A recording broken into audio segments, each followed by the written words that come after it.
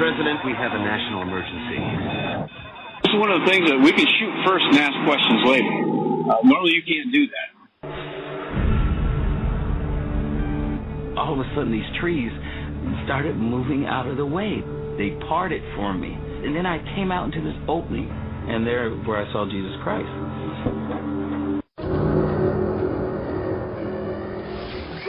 Back in 1927, an American socialist, Norman Thomas, 6 times candidate for president on the Socialist Party ticket, said the American people would never vote for socialism. But he said under the name of liberalism, the American people will adopt every fragment of the socialist program. He is more imminent. James Madison, in 1788, speaking to the Virginia Convention, said, "Since the general civilization of mankind, I believe there are more instances of the abridgment of the freedom of the people by gradual and silent encroachment of those in power than by violent and sudden usurpations." When men were free. Broadcasting live from a secret location buried deep below the earth, you're about to make a connection to the signs of the times. W. Dean Shook is live on the air right now.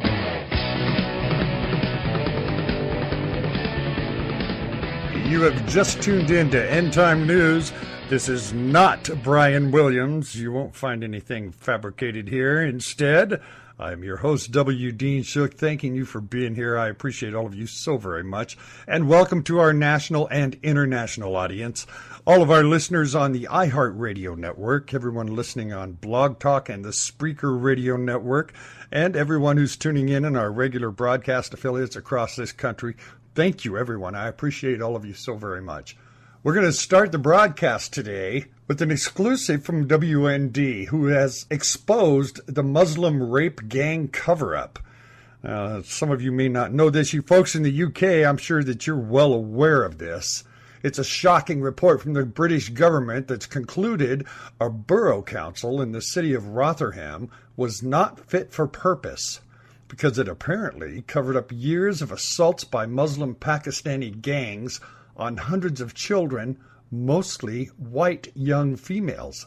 The report detailed the local government's failure to act against years of assault on an estimated 1,400 victims, and it blamed the shadow of political correctness, which prevented the local government board from dealing with a serious problem right before its eyes.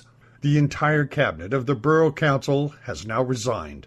The management of affairs will be handled by the central government.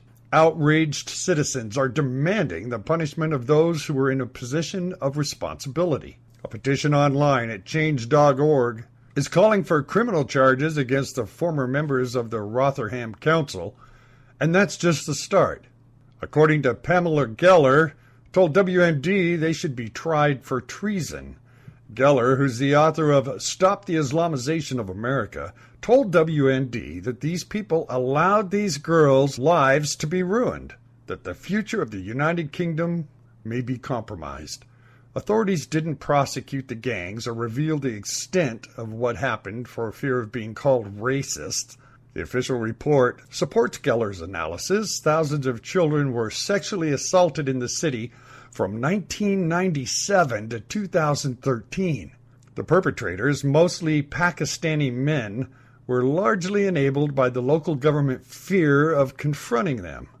According to the testimony of one local government officer, the white British are very mindful of racism and frightened of racism allegations, so there's no robust challenge. This report charges that the statistics of ethnicity were actively concealed in presentations on community issues. Workers were constantly warned not to discuss the ethnicity of British officials, overcompensating and trying not to offend Muslims, even to the point of prohibiting forums near pubs. The truth about how political correctness, my friends, is at fault for these kinds of atrocities. But this will be the result of more in the future. Here is a clip of Bridget Gabrielle telling a Muslim woman the truth about Islam and political correctness. Please listen to Bridget Gabriel.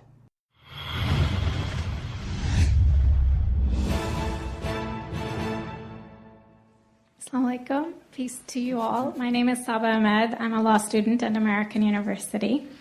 I am here to ask you a simple question. I know that we portray Islam and all Muslims as bad, but there's 1.8 billion Muslim followers of Islam. We have 8 million plus Muslim Americans in this country, and I don't see them represented here. But my question is, how can we fight an ideological war with weapons? How can we ever end this war? The jihadist ideology that you talk about, it's an ideology. How can you ever win this thing if you don't address it ideologically? Great question. I am so glad you're here, and I am so glad you brought that up because it gives us an opportunity to answer.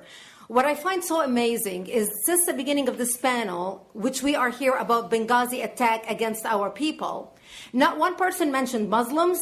We are here against Islam, or we're launching war against Muslims. We are here to discuss how 4 Americans died and what our government is doing. We were not here to bash Muslims. You were the one who brought up the issue about most Muslims, not us. And since you brought it up, allow me to elaborate with my answer. There are 1.2 billion Muslims in the world today. Of course, not all of them are radicals. The majority of them are peaceful people. The radicals are estimated to be between 15 to 25%, according to all intelligence services around the world. That leaves 75% of them peaceful people. But when you look at 15 to 25% of the world Muslim population, you're looking at 180 million to 300 million people dedicated to the destruction of Western civilization. That is as big of the United States. So why should we worry about the radicals, 15 to 25%? Because it is the radicals that kill. Because it is the radicals that behead and massacre. When you look throughout history, when you look at all the lessons of history, most Germans were peaceful. Yet the Nazis drove the agenda. And as a result, 60 million people died. Almost 14 million in concentration camps. 6 million were Jews. The peaceful majority were irrelevant. When you look at Russia, most Russians were peaceful as well. Yet the Russians were able to kill 20 million people. The peaceful majority were irrelevant. When you look at China, for example, most Chinese were peaceful as well. Yet the Chinese were able to kill 70 million people. The peaceful majority were irrelevant. When you look at Japan prior to World War II, most Japanese were peaceful as well. Yet Japan was able to butcher its way across Southeast Asia, killing 12 million people, mostly killed with bayonets and shovels. The peaceful majority were irrelevant. On September 11th in the United States, we had 2.3 million Arab Muslims living in the United States. It took 19 hijackers, 19 radicals to bring America down to its knees, destroy the World Trade Center, attack the Pentagon, and kill almost 3,000 Americans that day. The peaceful majority were irrelevant. So for all our powers of reasons and us talking about moderate and peaceful Muslims, I'm glad you're here. But where are the others speaking out? And since you are the only Muslim representative,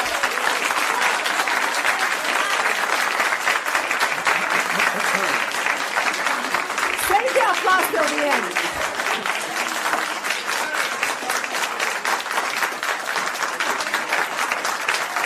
Thank you. Thank you. And since you're the only Muslim representative in here, you took the limelight instead of speaking about why our government, and I assume, are you an American? You're an American citizen. So as an American citizen, you sat in this room and instead of standing up and saying a question or asking something about our 4 Americans that died and what our government is doing to correct the problem, you stood there to make a point about peaceful, moderate Muslims. I wish you brought 10 with you to question about how we can hold our government responsible. It is time we take political correctness and throw it in the garbage where it belongs and start calling the state.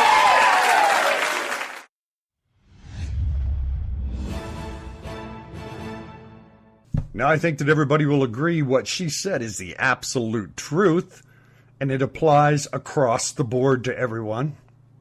All right, let's move on to the measles outbreak. I've got a piece written here by Elizabeth Villette, MD. She says the focus of the Obama administration and media in the measles outbreak in the U.S. has been American parents not vaccinating their children. This overlooks a key issue other physicians and Dr. Villette have warned about since May and June of 2014. Illegal immigrants coming across the U.S. border in Texas and Arizona and New Mexico and California were bringing with them many invisible travelers. These unwanted guests included viruses, bacteria, fungus disease the U.S. had eradicated or controlled decades ago. Measles was one of the diseases mentioned then. Since it's widespread in part of the world where the illegal immigrant surge is coming from, in particular Central America, if you fast forward to 2015, suddenly we have this widespread outbreak of measles that was predicted. But the blame's being placed on bad parents who don't want to vaccinate their children for fear of side effects for the vaccines. Now, that may very well be a legitimate fear, but because the U.S. declared that it had eradicated measles in 2000, parents were right to wonder why they should take this unnecessary risk. They're not the cause of this current outbreak. Being unvaccinated does not give you measles. Lawlessness on our border is the culprit that reintroduced the measles virus to our territory. The same government that broke our immigration law is now blaming U.S. parents for the predictable consequences of its policy. The U.S. government both facilitated and encouraged the flood of illegal border crossers and assisted their rapid dispersal through U.S. cities across the U.S. Now, the government that fails to follow its own laws is saying it will mandate that all parents vaccinate their children to protect against a disease that it allowed to enter the U.S. She says clearly there are risks to the public health with this measles outbreak. Most children recover quickly, but some patients, particularly adults, may have serious consequences: encephalitis, deafness, even death. And these disease outbreaks are very costly. The expense of tracking contacts in an attempt to contain the spread, as well as increased medical cost. Taxpayer-subsidized medical care for illegals is estimated to account to 20 to 40% of uncompensated or free medical services. Then there are the economic burdens: lost productivity while ill or caring for sick family members. Passions run high on both sides of this issue, whether to vaccinate or not. Some parents object on moral grounds. Some parents fear the risk of autism. She said even though we have no proof of a causal link between vaccines and autism, it's hard to ignore the anguish families have experienced when a normal, healthy, vibrant child suddenly becomes withdrawn, loses their language skills soon after a mandatory vaccine. We simply may not know a definitive answer on this issue. Even though to a lot of parents it's clear, get the vaccine and autism comes shortly after, we need to ask a simple question. Should the government force parents to take a risk they find unacceptable? This may bring a definitive solution and let the parents decide what's good or bad for their children. There are valid reasons to vaccinate adults and children. There are valid reasons not to vaccinate. Both sides of the decision are medical ones, best made between physician and patient based on circumstances and each individual patient. Then there's another overlooked issue. The U.S. has only one company that now makes the measles, mumps, rubella vaccine. With components such as material from aborted fetuses, it makes it morally objectionable to some parents. A similar vaccine without the objectionable components is available in Japan, but the FDA doesn't allow it to be imported into the U.S. In Chile, there are several different manufacturers for these vaccines, allowing more choice in type of vaccine used and better options for risk management related to possible side effects. We must stop blaming parents and face the fact that this measles outbreak has many causes, starting with our own government's failed policies. We need to get back on track, and we need to do that by, first of all, follow our immigration laws and proper medical screening for people who want to come to the U.S. legally, It's not a broken system. It's served the U.S. for over 200 years successfully. And now medical decisions to remain between physicians and patients and not be dictated by the political arena will allow free market principles to operate with development of multi-sources of vaccines, not just one company having a monopoly on the U.S. market. And I think that's absolutely valid. However, Ben Carson, potential presidential candidate, seems to have a different idea. Republican Ben Carson said on Tuesday vaccinations should be mandatory with no religious or philosophical exemptions, and schools should check to make sure children have received them. He said, we already have policies in place at schools that require immunization records and things of that nature.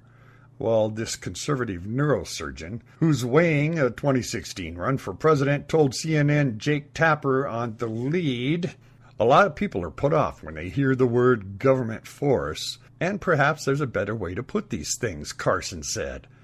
But the fact of the matter is, studies have shown us over the course of time that the benefit to risk ratio for vaccine is way in favor of doing it as opposed to not doing it. Carson also defended a potential 2016 Republican primary opponent, Rand Paul, who set off a controversy when he told CNBC on Monday that he heard of cases with vaccines are linked to profound medical disorders. As he praised vaccinations generally, Paul said parents should have some choice in whether their children receive vaccinations. Carson said Paul's comments are not exactly being portrayed by what he meant. So apparently he thinks Rand Paul's statements need interpretation. Well, I certainly understand why people don't really trust the government in their instructions on if we should or shouldn't, or how we should stay safe. I dug up this clip on how the government and the media instructs us to stay safe and not spread disease. Listen to this clip. People are wondering about methods of transmission, and they're remarkably similar in a way. I mean, blood, mucus, feces, semen, you have to come in intimate contact with it while the person is infected. Now, if you came across some strange mucus or feces or something out there on the subway, the street, or anywhere else, don't eat it. Well, I know that's the first thing I think of if I'm in the subway and I see some feces and mucus in the subway. Boy, that's my first thought is, it's lunchtime. Can you believe they even said that on the air? All this brings up another issue. How is it that some people have the right to have say in what happens to their bodies and others don't? If the right to abort a baby is a woman's right to choose because no one can tell her what she can or can't do with her body, then how can anyone tell others they don't have that same right? I know some people are going to say it's not the same. But I say our rights cannot be subjective. If the right exists for one, then it must exist for all. It cannot be subjective. Now, if the government can mandate that people do something with their body, anything, against their will, then the right for an abortion would also fall into that same category. Now, I know people are going to say it's different because you're putting other people at risk. Well, a woman aborts a baby. Is she not also putting someone else at risk? But in the case of abortion, it's not that some innocent person may die. It's a guarantee. It's a guarantee that an innocent child will die. Again, our rights cannot be subjective. If it applies to one, it applies to all. All right, let's move on. There seems to be a bit of a problem with Loretta Lynch as a general attorney nominee. It could be facing new confirmation problems in the U.S. Senate after being tied to the world's largest banking scandal involving the HSBC, which used its power to temporarily shut down WND.com as the news site was breaking a series of stories on the megabank's money laundering practices that resulted in more than $1.2 billion in fines. According to the court papers filed Wednesday, Eric Holder's Department of Justice appears to be stonewalling the release of documents that could implicate Lynch in a massive cover-up of the Obama administration's involvement in international money laundering of Mexican cartel drug money. I know you're shocked. I'm just as shocked. Well, it just turns out that Jerome Corsi, WND, had interviewed John Cruz about this. He said in 2012, Lynch, as the U.S. Attorney for Eastern District of New York, oversaw the investigation of drug-related international money laundering allegations against the London-based HSBC Holdings, LLC.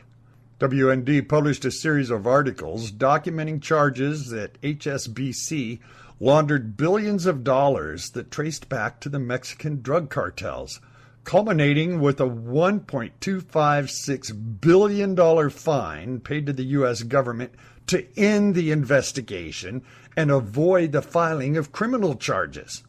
I think in modern terms we call that a bribe.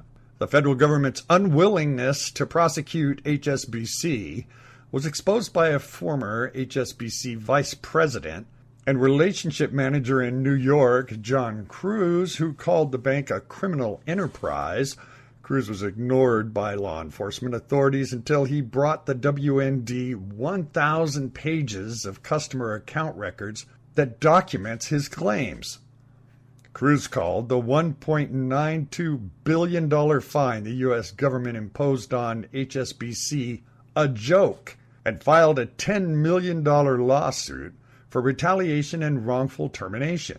Whistleblowers in India and London joined Cruz in charging the ASBC settlement amounted to a massive cover-up. And in response to WND's reporting of Cruz evidence, HSBC lodged a complaint that blocked internet access to one of WND's stories.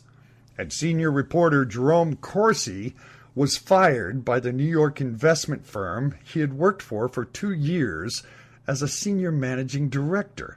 That was Gifford Securities.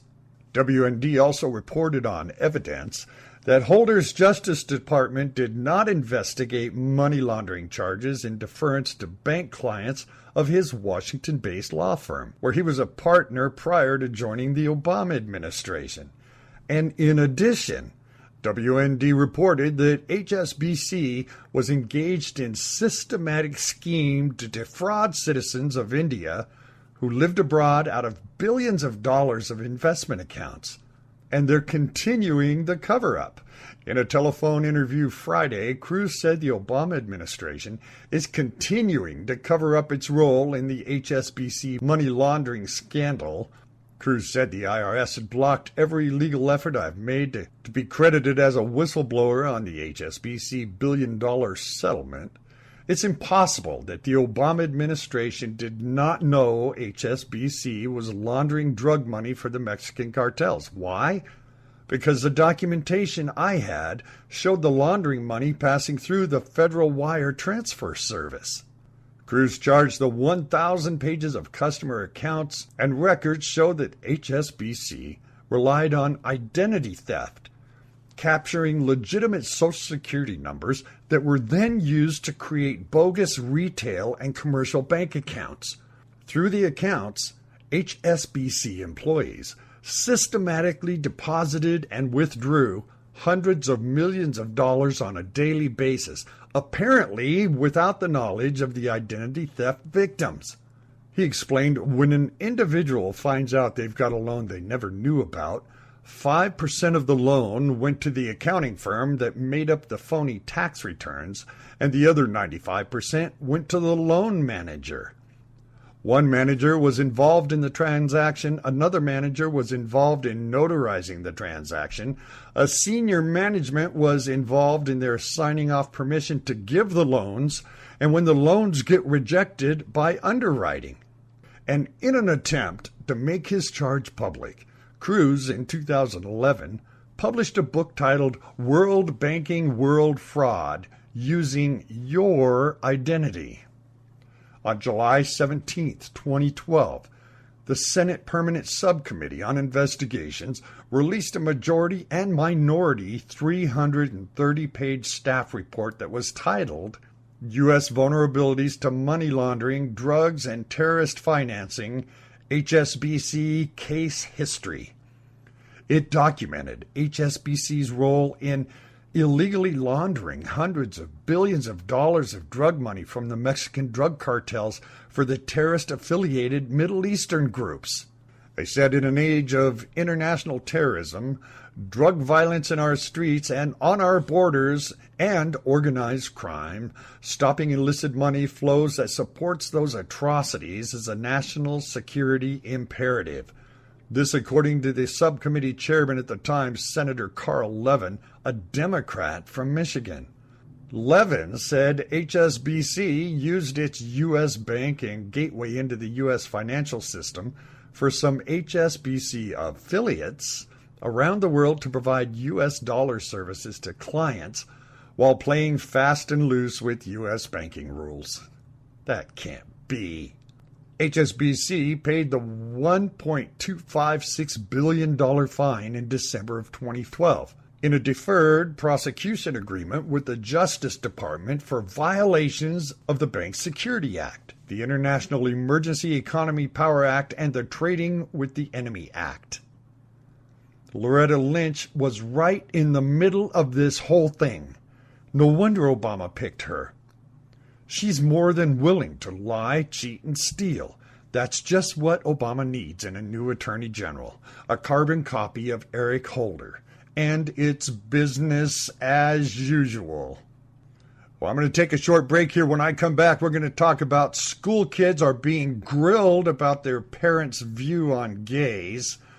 And I've got some global news about a global governance that you're not going to believe.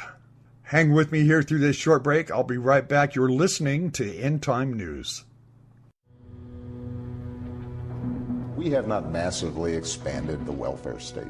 That's just not true. Under the Obama administration, food stamp spending has surged. Do you think he is not aware of these numbers? We have so many people who can't see a fat man standing beside a thin one without coming to the conclusion the fat man got that way by taking advantage of the thin one. Margaret Thatcher once said, the problem with socialism is you eventually run out of other people's money. So they're going to solve all the problems of human misery through government and government planning. And there is hardly anybody who will defend the public housing program as having improved the housing of the poor. The government has now made living off welfare a lifestyle choice. Well, now, if government planning and welfare had the answer, and they've had almost 30 years of it, shouldn't we expect government to read the score to us once in a while? When I said change we can believe in, I didn't say change we can believe in tomorrow. Shouldn't they be telling us about the decline each year in the number of people needing help? But the reverse is true. Each year, the need grows greater. You pay people to be unemployed, you'll get more unemployment. Welfare spending 10 times greater than it was in the dark depths of the Depression. What are we doing to those we seek to help? For 3 decades, we've sought to solve the problems of unemployment through government planning, and the more the plans fail, the more the planners plan. You and I have a rendezvous with destiny. We'll preserve for our children this, the last best hope of man on earth, or we'll sentence them to take the last step into 1,000 years of...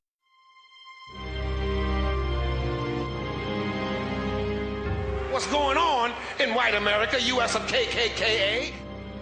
You never heard those comments? I hadn't heard those comments. He was selling them in the lobby at a church.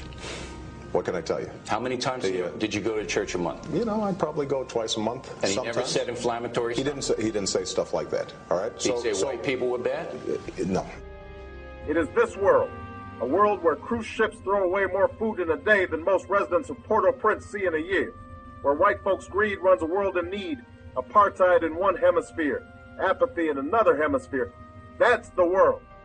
And he never said inflammatory stuff? He didn't say stuff like that, all right? Did he say white people were bad? No. Where white folks' greed runs a world in need. What can I tell you?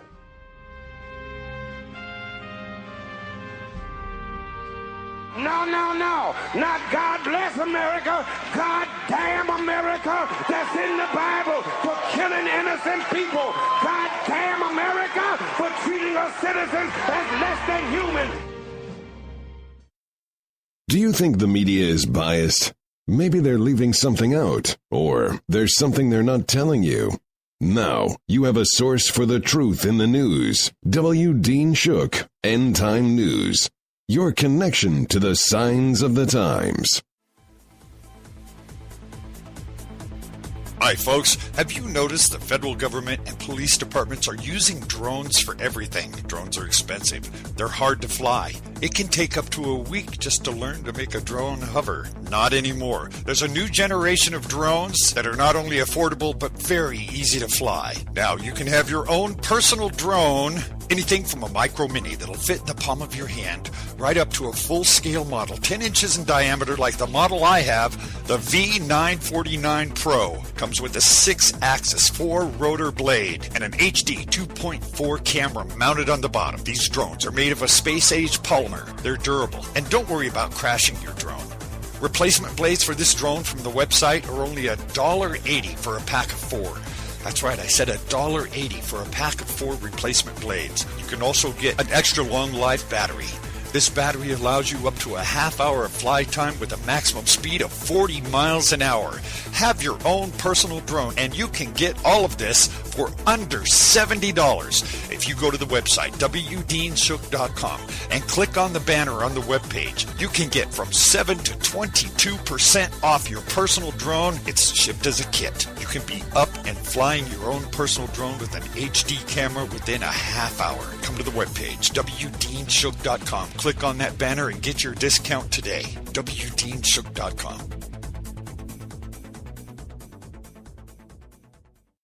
The affirmative task we have now is to actually create a new world order, because the global order is changing again.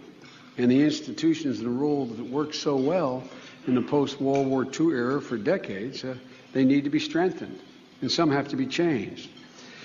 We have before us the opportunity to forge for ourselves and for future generations a new world order, a world where the rule of law, not the law of the jungle, governs the conduct of nations. When we are successful, and we will be, we have a real chance at this new world order, an order in which a credible United Nations can use its peacekeeping role to fulfill the promise and vision of the UN's founders. There's a need for a new world order, but it has different characteristics in different parts of the world. Never before has a new world order had to be assembled from so many different perceptions or on so global a scale. Nor has any previous order had to combine the attributes of the historic balance of power system with global democratic opinion and the exploding technology of the contemporary period. After 1989, President Bush said, and it's a phrase that I often use myself, that we needed a new world order. I think its task will be to develop an overall strategy for America in this period when really a new world order can be created. It's a great opportunity. It isn't just a crisis. What is at stake is more than one small country. It is a big idea, a new world order, where diverse nations are drawn together in common cause to achieve the universal aspirations of mankind: peace and security, freedom, and the rule of law. Such is a world worthy of our struggle and worthy of our children's future. So, in conclusion, ladies and gentlemen, a new world is emerging. It is a new world order with significantly different and radically new challenges. And the hope that each of us has to build a new world order. And I strongly believe India will be a central actor in the new world order. Well, this week, PPP released the findings of a poll of how much Americans believe in conspiracy theories. That's where we got our lizard people numbers from. We also learned that the percentage of Americans who believe that a secret power elite with a globalist agenda is conspiring to eventually rule the world through an authoritarian world government or new world order, that percentage is 28%. And WND has done it again. A legal team that has been charged with the Lafayette, California high school over its use of a Planned Parenthood personnel, including one who called herself a pleasure activist. and another who led demonstrations at a nearby sex toy porn shop to teach public schools sex education classes, now is accusing officials of allowing a queer-straight alliance to bully other students. Officials with the Pacific Justice Institute say they have dispatched a letter to officials at Acalenes High School in Lafayette asking for documentation that would show what happened. The situation developed with reports that students were singled out and ostracized for their beliefs. Students reported that on January 29th, members of the school's Queer Straight Alliance, or the QSA, took over all freshman English classes to grill students about their beliefs and their parents' beliefs on LGBT issues. The law firm explained in a statement, the QSA had students step forward to demonstrate whether they believed that being gay was a choice or whether their parents would be accepting if they came out as gay. Students who did not step forward were ridiculed and humiliated. The QSA also gave students a handout of LGBT terminology such as pansexual, demisexual, gray gender, and about a dozen other items. The QSA also had students line up to demonstrate whether they fell in the gender spectrum. But in a letter to Matthew Darlington, a lawyer from the school, the PJI pointed down the Federal Pupil Rights Amendment provides that school must require written permission consent before a minor student is required to participate in a survey, analysis, or evaluations regarding sexual behavior and attitudes.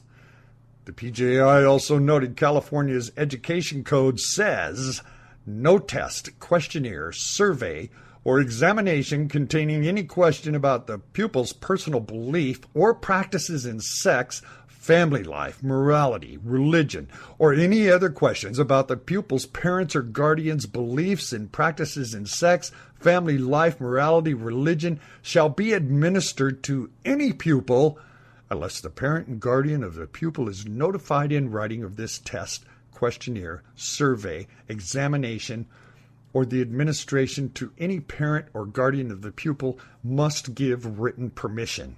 Yet they ignored that and went ahead with it anyway. Well, I've got another story here that I want to tell you about, and let me tell you why before I tell you this story. Recently, President Obama came out wanting to offer free college. This would be government funded. This would also be the government takeover of education. Now, why would I say something like that? Here's why. Listen to this report. It seems the feds are withholding federal funds hostage for amnesty. Homeland Security Jeb Johnson is threatening to withhold federal grants from local law enforcement if Congress refuses to fund President Obama's executive amnesty. As the deadline approaches, on February 27th, Johnson sent a letter to local sheriffs and city mayors ticking off a list of security functions that would lose grant money if DHS isn't fully funded, including extra security at schools and colleges, subways, trains, tunnels, surveillance equipment, bomb-sniffing dogs, tanks for firefighters in Denver, 150 firefighter jobs in Detroit, and salaries for emergency managers in all 50 states. Johnson, warning that the clock is ticking, demands a DHS appropriations bill for fiscal 2015, unburdened by politically charged amendments that attempt to defund our executive actions on immigration reform. The president has made it plain he will veto a bill that includes such language. The federal government is threatening to withhold federal funds for critical infrastructure at the local level all across the country unless Congress gives them what they want. The mayors immediately caved. As the U.S. Conference of Mayors sent a letter to Senate Republicans urging them to comply with Obama and Johnson's demands. But Johnson's tactics seem to have had the opposite effect on sheriffs like David Clark of Milwaukee County, Wisconsin, and Justin Smith of Larimer County, Colorado. These are strong-arm tactics, obviously. Clark told WND in a phone interview it's nothing more than alarmist rhetoric for the secretary. He's playing politics with the Homeland Security of the United States. The sheriff says Jed Johnson's veiled threats amount to a high-stake game of political football at a time when ISIS and other terrorist organizations are upping the ante worldwide. Before leaving for Christmas break, the lame duck Congress funded DHS only through February 27th because it wanted to rein in Obama's executive amnesty, which grants worker permits to 5 million illegals. If the Senate Democrats don't drop their filibuster, then the DHS will go into a partial shutdown mode, funded only by continuing resolutions. If Johnson were to carry out his threats, those that would be hurt most would be the public, which depends on local law enforcement using grants from the feds, Clark said. Johnson has threatened to hold back those grants if the Republicans don't blink and drop their demand on amnesty and send the president what Democrats are calling a clean budget, meaning a budget with a full funding for executive amnesty. Well, why is that important for the free college that Obama wants to offer? Let me tell you what he said, just in case you haven't heard this, although I'm sure you have. I'm going to tell you anyway, so hold on. Obama defends his free college, says there's no such thing as a free lunch. Really? Speaking to students at the Ivy Tech Community College in Indiana, President Obama was quizzed about the value of his budget plan to start offering free community college. Here's the question he was asked. If community college does become free, do you feel as if the value of having an associate degree will begin to drop? Well, Obama said absolutely not, and he appeared to be puzzled by the idea. I've been asked this question before, and I don't know where it's coming from. Obama pointed out that many employees were hungry for qualified students with skills. Don't think paying more is better, he said. Paying less is better. Obama was careful to explain how that a student would have to maintain a 2.5 average GPA in order to stay in the free college program if this is passed by Congress. But he said there's no such thing as a free lunch. He joked. The point is, this is not you get 2 years of free goofing off, he warned. This is to help you achieve your goals. We know the truth here. It's just like what Jeb Johnson did. The local city and state governments becoming dependent on these federal grants in order to operate. When the colleges become dependent on federal grants to operate, the same thing will happen. And we know it will because they're doing it right now. So these colleges will be required to teach a curriculum that the federal government dictates to them, or they're going to pull the funding. What's so disturbing about this is not the only federalization of our education system, which, by the way, the feds should not be a part of our education system, but also the threat to withhold something as critical as Homeland Security funding, putting every American at risk just to get funds for something that's against the law to begin with. They're setting a precedence here, not only to break the law at will, but also to use the federal funds as a tool to manipulate to get their way. If this passes, if anybody caves to this threat, holding our critical infrastructure hostage, then I'll say, goodbye, America. It was nice knowing you. We had a good run, but it seems that Islam has won. We've been taken down from the inside, and no one stepped in to stop it, because no one seems to be stepping in on this. And it seems that the one world government is just taking another step forward. According to the Times of Israel, the Ukraine conflict, Islamic State group jihadists, and the wider collapse of the global order will occupy the world security community on an annual meeting in Germany from Friday. The event's organizers, veteran German diplomat Wolfgang Ischinger, said the meeting will discuss what he called an unprecedented upsurge in global crisis over the past year, and the inability of the international community to tackle them.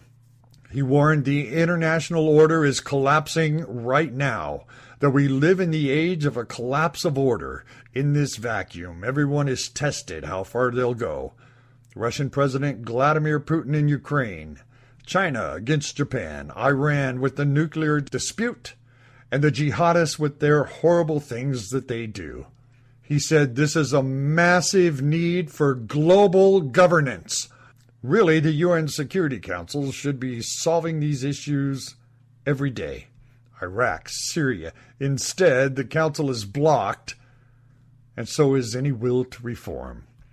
The International Crisis Group, a think tank, has also warned, on a global level, increasing geopolitical competition appears, for the moment at least, to be leading to a less controlled, less predictable world. And here is why they want this global government. According to Breitbart News on May 19th, 2011, President Barack Obama spoke at the State Department about the so-called Arab Spring. He celebrated the extraordinary change taking place in the Middle East and North Africa. He also said the United States had sided with the changes taking place across the region. He said there must be no doubt that the United States of America welcomes change that advances self-determination and opportunity. After decades of accepting the world as it is in the region, we have a chance to pursue the world as it should be. He's talking of the rights of women, the rights of religious minorities, rights to freedom of speech and freedom of press. He spoke of standing up for individuals rather than dictators. He said that we need help to build a world that is more peaceful, more stable, and more just. Well, folks, he lied. Yes, the Middle East has been transformed, country by country. This is the current state of the Middle East, torn between a looming Iranian caliphate and powerful Sunni Islamist terrorists supporting this upswing. Turns out, no regime has benefited more from the Obama administration than the Iranian dictatorship. And despite Congress' repeated attempt to curb Iranian power through sanctions, Obama has protected the regime. He has leaked Israeli national security information to prevent an attack on an Iranian nuclear facility. He brokered a nuclear non-deal that loosens sanctions. He allegedly reached out to Tehran for more help in tamping down violence in Iraq. The result, a territorial crescent controlled by Iran stretched from the Mediterranean Sea in the west through Syria and Iraq. Afghanistan is in play too. Once the U.S. leaves that country, the crescent swings south to Yemen as well, where the Iranian-backed Houthis march through the streets, shouting death to America, death to Israel, curses upon the Jews. If Iran gets nukes, the Iranians will plunge the region into an arms race, or worse, a genocidal attack on the Jewish people. And another result, the Islamic State, ISIS, territorial gains have been mitigated. Its northern neighbor Turkey has become a Sunni Islamist quasi-dictatorship with terror-sponsoring government. But the United States, Turkey, allegedly allows ISIS free rein through its territory to attack Kurdish targets. ISIS, meanwhile, has successfully carved out the state across the Syrian-Iraqi border. ISIS, along with the Turkey-backed Hamas, threatens Israel in the Gaza Strip. Many observers of the last Gaza war suspected that Israel only refused to oust Hamas in order to prevent ISIS from taking over Gaza altogether. The al-Qaeda resurgent. Hillary Clinton's all-out push for war in Libya against the disarmed Muammar Gaddafi led to the rise of a chaotic al-Qaeda-backed cesspool. The country essentially has no governing structure. It has resorted to tribal terrorist groups murdering one another. Meanwhile, al-Qaeda is battling with the Houthis over control of Yemen. When it comes to Afghanistan and Pakistan, America's impending exit from Afghanistan has brought the Taliban back to the table. The Obama administration has essentially admitted as much, refusing to label the Taliban as a terrorist group. The nuclear-armed Pakistan regime has become a more erratic version of the Saudi government. struggling to maintain power in the face of radical Islamist threats. Only Egypt provides a shred of hope in the region. The regime of General Abdel al-Sisi has provided stability against the terrorist-supporting Muslim Brotherhood, and al-Sisi has gone so far as to call the radical reform within Islam. Naturally, the Obama administration was, as of December, holding up aid to the regime. The governments Obama is most aligned with are Egypt and Israel, the only true allies against radical Islamist terror. Obama has indeed transformed the Middle East. That transformation will echo for generations. As the nuclear arms race draws even closer, terrorism becomes more common, and radical Islam takes prize after prize. Well, here's another example of President Obama's extraordinary foreign policy.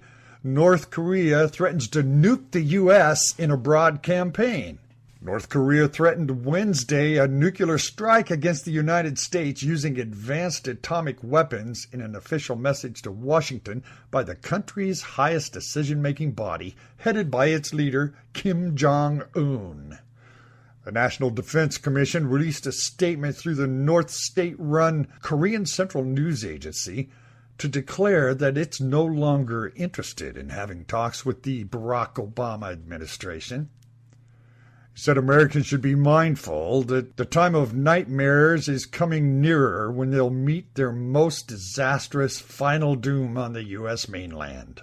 It promised an eye-for-an-eye retaliation campaign against the United States using all possible means, including smaller, precision, and diversified nuclear weapons.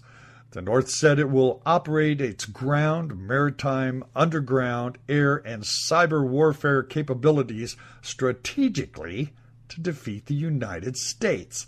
And at the same time, reported by a South Korean news outlet, China warns against the U.S. missile defense system because it appears that a Chinese minister, Chang Won-kwan, has warned against indirect U.S. attempts to include South Korea in its missile defense system, which it widely believes is aimed at containing Beijing.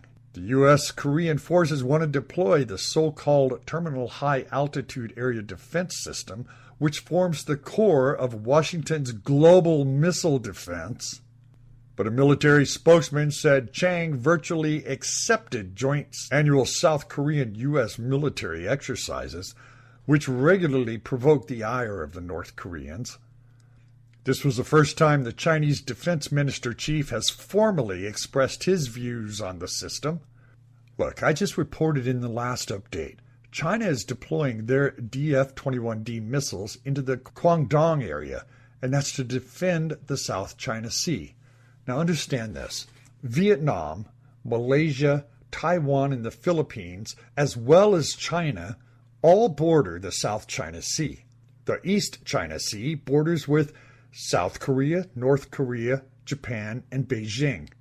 So I want everyone to understand that North Korea or China would not have to land a nuke on the ground to take out half of the United States.